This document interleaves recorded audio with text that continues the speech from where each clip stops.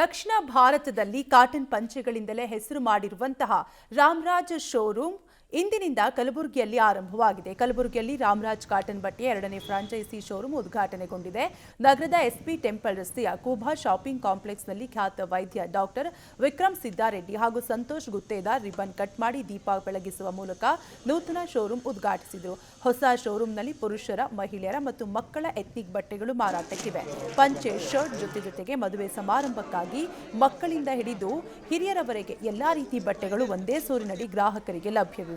Showroom ಉದ್ಘಾಟನಾ ಸಮಾರಂಭದಲ್ಲಿ ರಾಮರಾಜ್ ಕಂಪನಿಯ senior operation manager Uday Kumar ಹಾಗೂ ಕಲಬುರಗಿ ರಾಮರಾಜ್ ಫ್ರಾಂಚೈಸಿ ಶೋರೂಮ್ ಮಾಲೀಕರು ಸೇರಿದಂತೆ ಅನೇಕ ಗಣ್ಯರು ಉಪಸ್ಥಿತರಿದ್ದರು.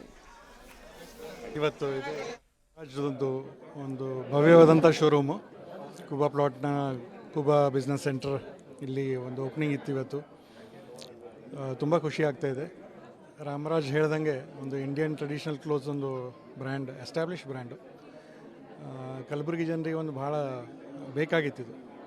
ಇಲ್ಲಾಂದರೆ ಯಾವಾಗ ದೀಪಾವಳಿ ಇರಲಿ, ಯುಗಾದಿ ಇರಲಿ, ಏನಾರ ಪೂಜೆ ಇರಲಿ, ಮನೇಲಿ ಏನಾರ ಫಂಕ್ಷನ್ ಇರಲಿ, ಬೇರೆ ಊರಿಗೆ ಹೋಗಿ ಖರೀದಿ ಮಾಡ್ಕೊಂಬರೋಂಥ ಪ್ರಸಂಗ ಇತ್ತು. ಸೊ ಈಗ ಭಾಳ ಚಲೋ ಶೋರೂಮ್ ಮಾಡಿದ್ದಾರೆ. ಇದರಲ್ಲಿ ಮತ್ತು ಕಲಬುರಗಿಯಲ್ಲಿ ಇದು 2ನೇ ಶೋರೂಮ್ ಓಪನ್ ಮಾಡಿದ್ವಿ ರಾಮರಾಜ್ ಕಡೆಯಿಂದ. First showroom 1.5 year before open ಮಾಡಿದ್ವಿ. ಇವಾಗ 2ನೇ ಶೋರೂಮ್ ಓಪನ್ ಮಾಡಿದ್ವಿ. ಕರ್ನಾಟಕದಲ್ಲಿ ಇದು ನೋಡಿದರೆ 78th ಶೋರೂಮ್ ಓಪನ್ ಮಾಡಿದ್ವಿ.